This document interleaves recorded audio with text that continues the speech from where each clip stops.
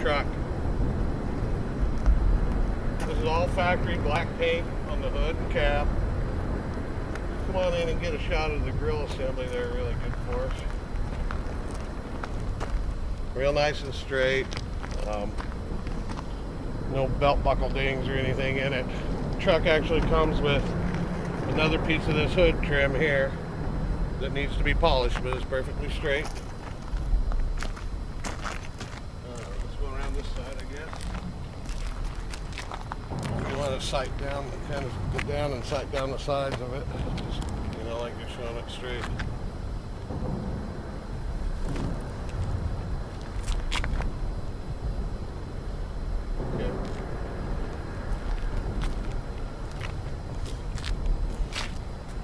Again, there's no, if you want to get a shot in here, there's no rust in the lower fenders or in the doors or in the rockers. It's 100% solid. All the air boxes inside the cab been cleaned out. There was just really dry pine needles in it, and that was it. There's no rust through the air boxes to the inside. The box itself is off of a different truck, which has just been sprayed black. The front bulkhead on the box is arrow straight. It's never been dinged at all. The sheet metal front face of it is real nice. There's no cargo damage. The floor on the front, there's no rust out or anything up there. If I was going to paint it, I'd soda blast it, of course, clean it all out. But really super straight inside the box. There's a couple of canopy holes, typical canopy holes in the top rail. There's a couple accessory holes in the bottom of the box.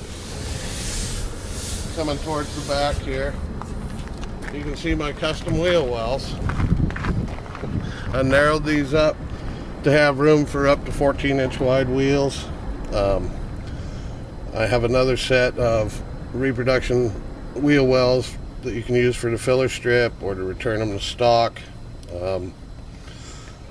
This is still going to need to be done.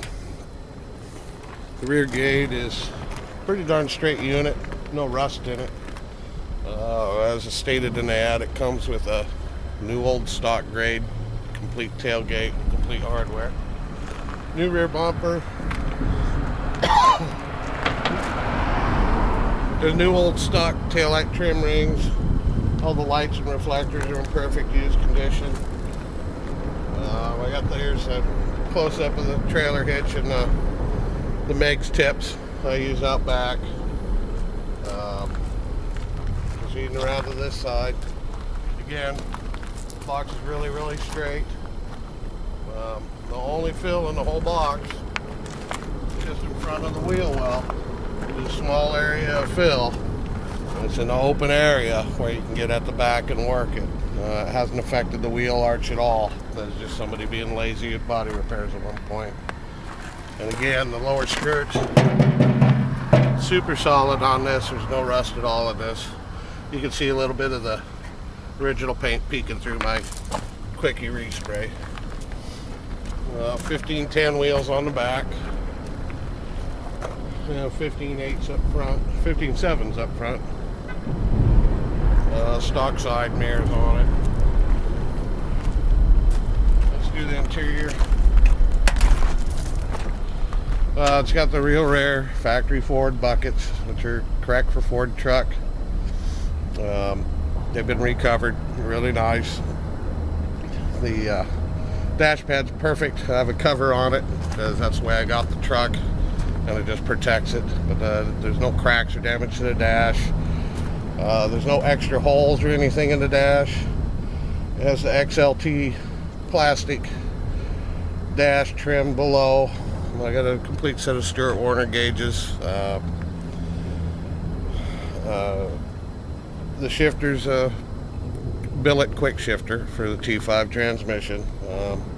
I've just got a Hurst Indy stick and the stock truck shift knob on the top. VDO tachometer on it. If you want to go on in there and show the condition of the radio and the dash real good, that'd be great.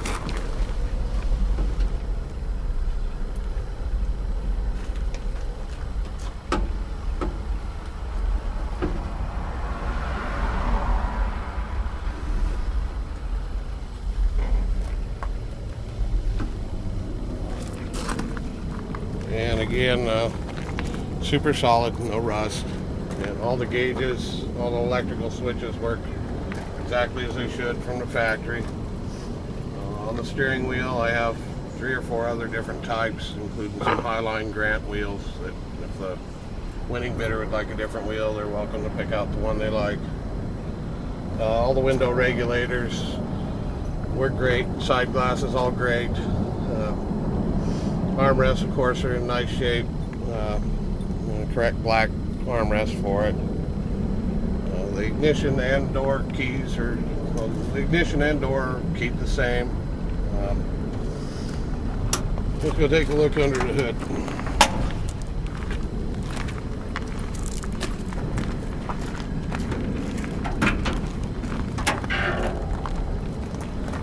This is an 84 vintage Mustang 5.0 with a stock exhaust headers on it, Mustang headers. The motor's only got about 10,000 miles on it. The heads I actually port relieved on the exhaust side. I didn't open up a great bunch of volume, but there's a little bump on the exhaust runners that needs to be cleaned up for good flow. It's got an Edelbrock Performer RPM intake, small carb spacer, and the aluminum heat shield on it, the stock Mustang aluminum heat shield. Got the Mustang valve covers as well. Everything under the hood was done using factory Ford parts. The power steering pump, pulley brackets, all that set up is a complete match set off of a truck. Everything's new and hooked up, either new or rebuilt and hooked up correctly on this truck. It's got a really nice factory fan shroud on it. It's got the radiator was new when I put it in a year ago. Got a new old stock battery tray, correct hold down with the support bracket. I got new old stock hood hinges on it. In fact, you can even still see the service replacement tag on the driver's side one there. Factory horns are hooked up and work.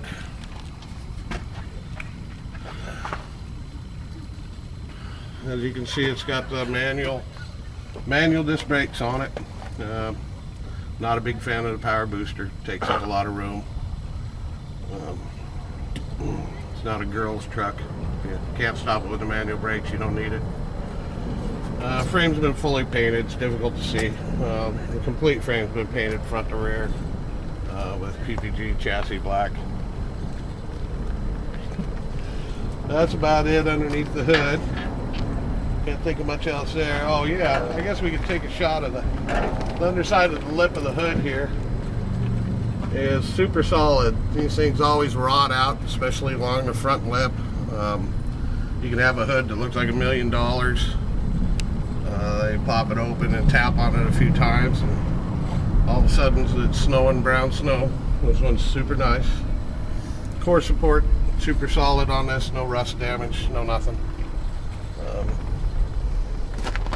Yeah, let's see what else. Oh, yeah, part of the stance on this is it's got the 3-inch JDM drop die beams.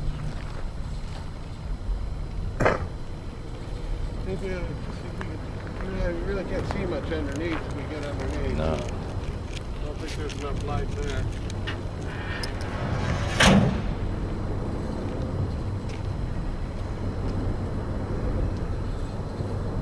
Pretty truck, gets a lot of compliments. Real reliable. I've driven the hell out of it over the last year.